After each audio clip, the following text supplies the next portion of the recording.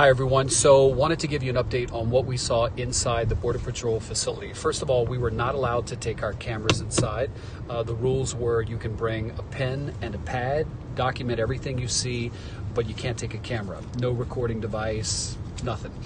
We were given about 8 minutes to tour the McAllen detention facility. It ended up being about 15.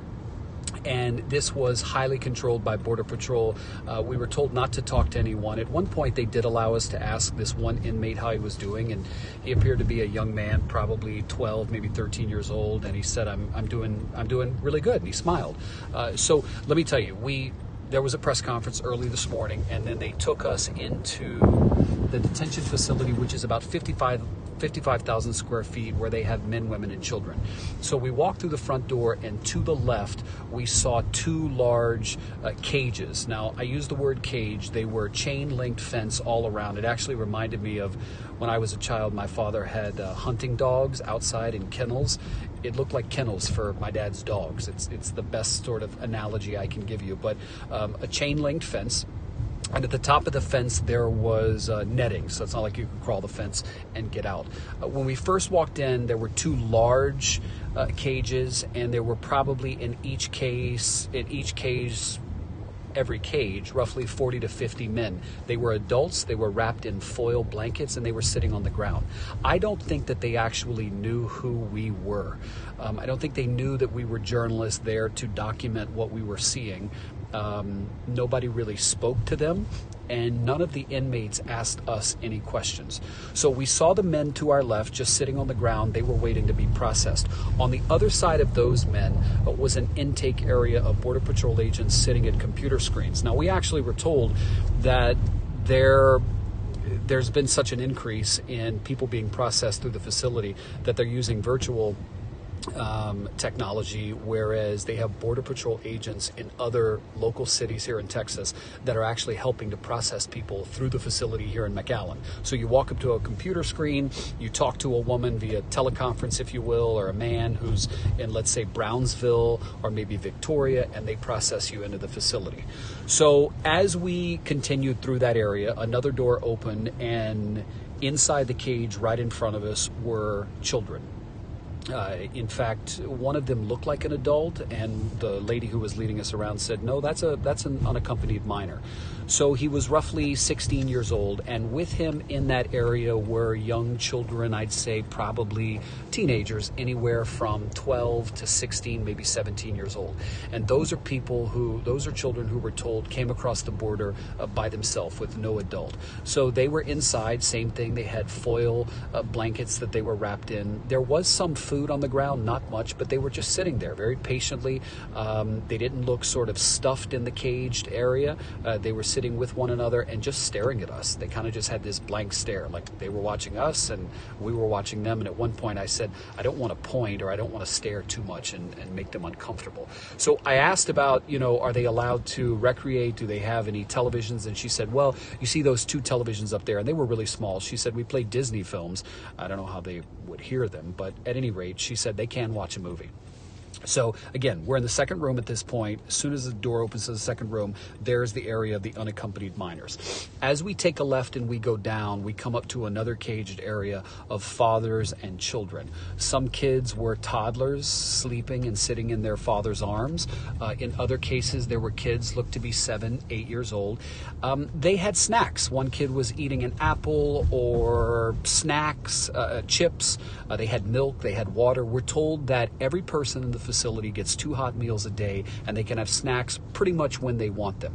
They get to shower every other day, and their clothes are laundered at a facility on site. So in that area with the dads and the kids, they were segregated, right? So those are kids who came across the border with their fathers. As we proceeded on, we came across moms with their kids. Many of them had kids that looked to be newborns, nearly. In fact, there was one woman who was pregnant. That was sort of more of a more lively pen, if you will. The kids were bouncing around, and the moms were sort of following them. It was a little bit more room. And at one point, we actually saw women with their kids lining up. They were being taken out, we're told, either to go to answer some questions, further processing, or for a meal, but they were being taken out of the caged area and walked into the middle of the facility somewhere. Again, no one ever tried to speak to us. It may have happened to someone else, but no one ever tried to speak to us. I don't know that they really knew who we were or what we were doing there. So we kept going, and that's when we came into another caged area of unaccompanied minors, but these children were much younger, 5, 6, 7 years old. And so I started to ask questions about exactly when does the separation take place and what has to happen in order for a family to be celebrated. And here's what I was told. If a child is 4 years old or younger, and they came across the border with a parent that does not have a lengthy criminal history, there will be no separation. And in many cases, that parent will not be prosecuted for crossing the border. Again, that's if the child is 4 years or younger, and if mom or dad does not have a lengthy criminal history, there will be no separation. However, if the child is 5 years old or older, regardless of whether mom and dad has a criminal history, they almost certainly will be separated. Here's why. Under the Trump administration zero tolerance policy, every single adult who comes across the border with a child, even if you don't have a child, but every single adult is going to be prosecuted for entering the country illegally. And so if you have a child and the child is 5 years or older, it's almost a guarantee that you're going to be separated. Now, here's what happens.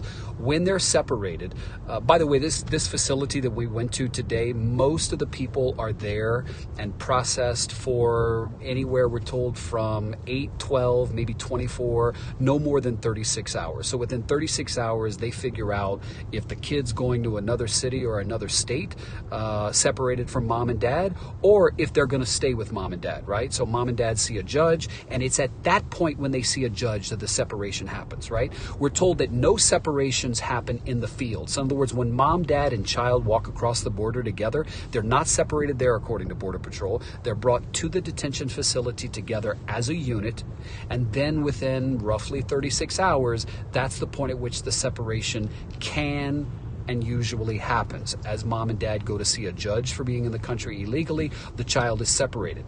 If mom and dad are returned to the facility and not sent to jail as we know it, so to speak, then the children can be reunited. And in some cases, we're told by Border Patrol that those reunifications can happen within 4, maybe 8 hours.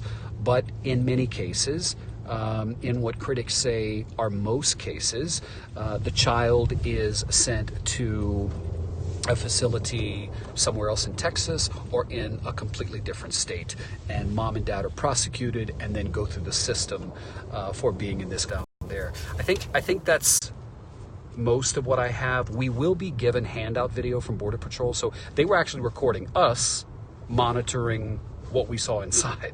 So they said, well, we're going to give you handout video. And I said, well, telling me you're going to give me handout video is not quite, independent journalism, because you're going to edit what you want us to have, and then you're going to give us that edited version. So for transparency purposes, I want you to know that whatever video we show on television is not video that we edited. It's video that the United States government recorded and then turned over to us. They say they do that for purposes of privacy because they don't want faces being put out there.